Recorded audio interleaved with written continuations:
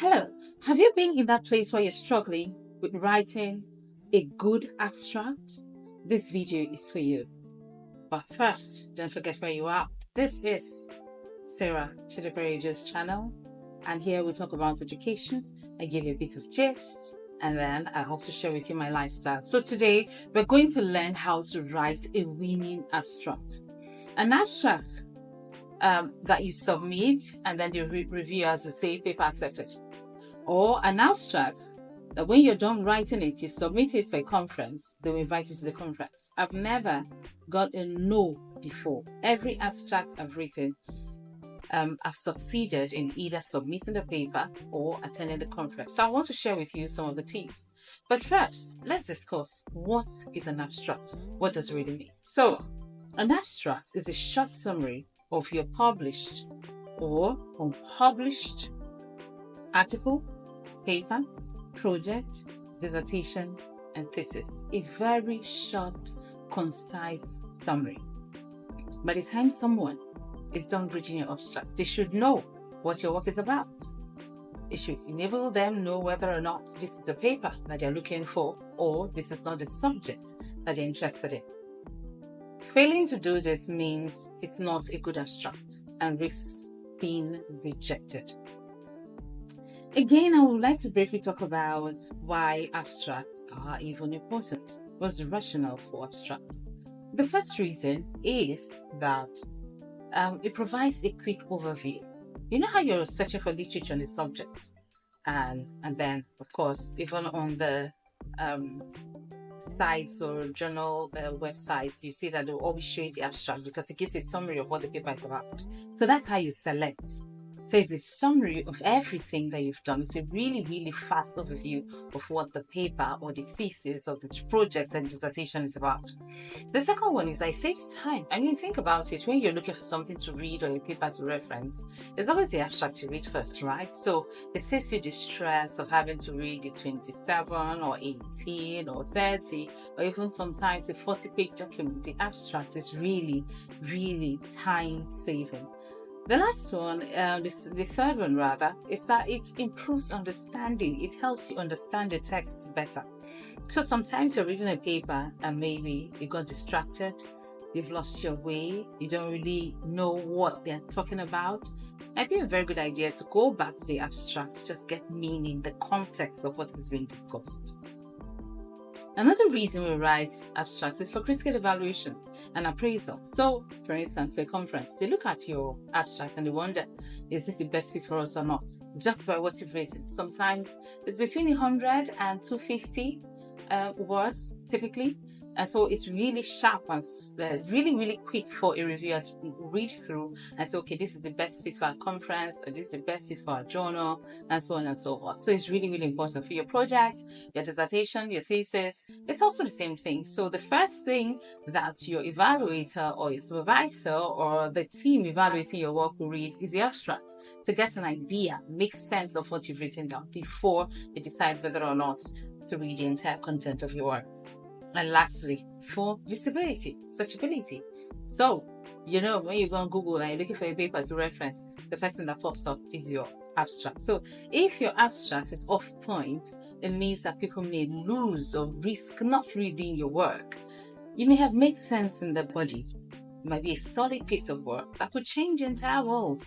The abstract is a point where you sell those beautiful ideas and beautiful findings and arguments that you've laid out in your work.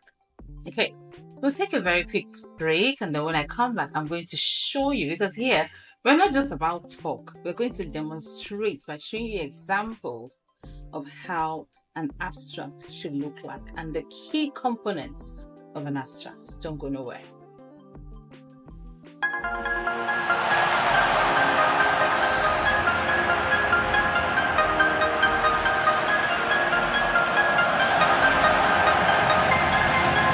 This is one example of a good abstract. And as you can see here, there are many parts. An abstract typically starts with a general background, something that anybody who reads the sentence whether or not they're in your specialized field will understand what you're talking about. Feminism is such a broad, popular subject. So when somebody reads feminism has ignited contentious discourses surrounding the interpretation of gender roles in religious institutions, yielding a substantial corpus of scholarly work addressing the status of women in church and familial contexts. They get it. This is a broad introduction. This is a broad introductory statement that says this work has something to do with feminism. And it's not just feminism, it's within a particular context, the church and familial contexts. And then you can see on the other side that apart from the first sentence, which is a general background, I now go on to be a bit more specific when I said within the discourse of feminism in church and familial contexts now, there are two prevailing contemporary perspectives, you see, from the general to the specific. And then on the other side, you see that I've also included the aim of this particular paper and the method.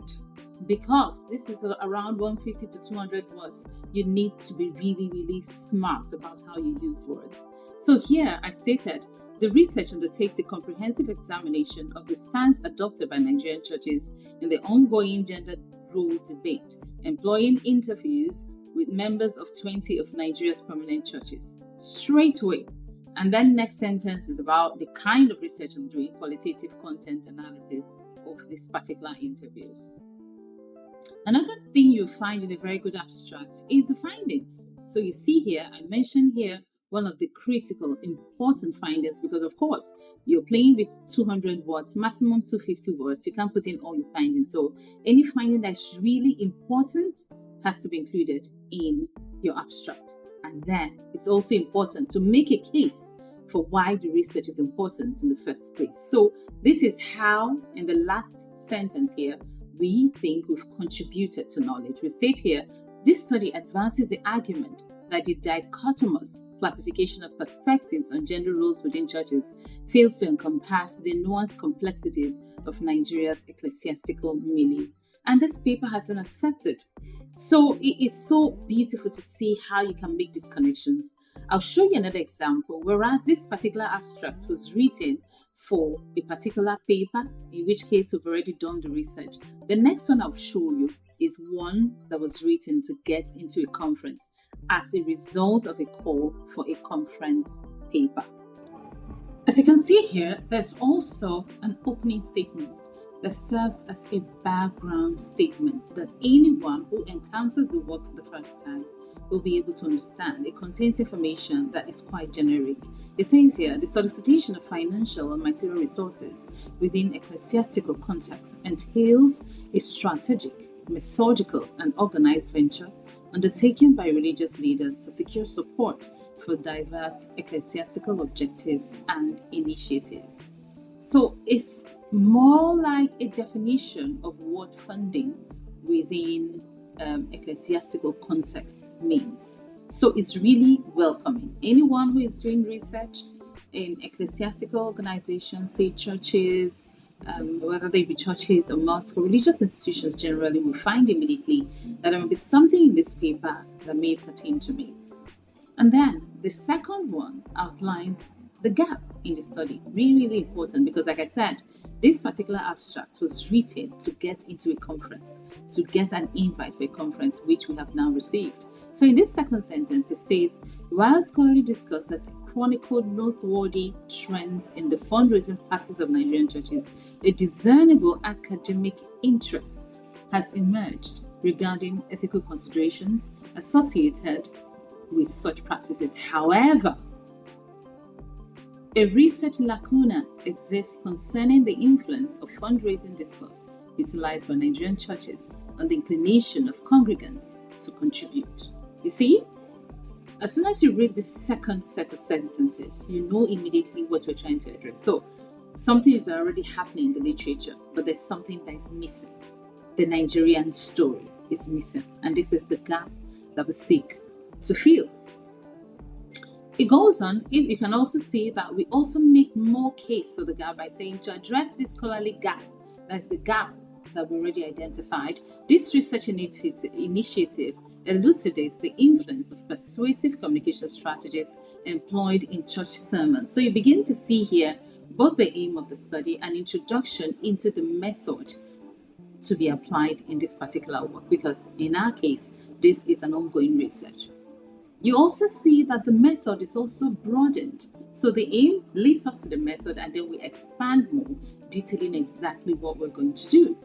And then lastly, once again, and very important, why is this work important? Why should anybody bother reading it? We make the case here by highlighting the implication of the study when we say the implication of this research extends beyond the specific context of Nigerian ecclesiastical institutions, offering valuable insights into the dynamics of persuasive communication and fundraising practices in church settings with potential applicability to religious institutions globally. And it's such a big conversation. I'm really looking forward to what we find by the time we're done with this work and how it's going to shape the discourse around funding, especially in parts of the world where there's so much poverty. Why do people give even though they don't have enough? In Nigeria, for instance, over 133 million persons are multi-dimensionally poor, and yet the churches seem to be flourishing. So that's the kind of question that we're addressing in this book. But again, this particular subject or this particular video is not about our research. There'll be days for that.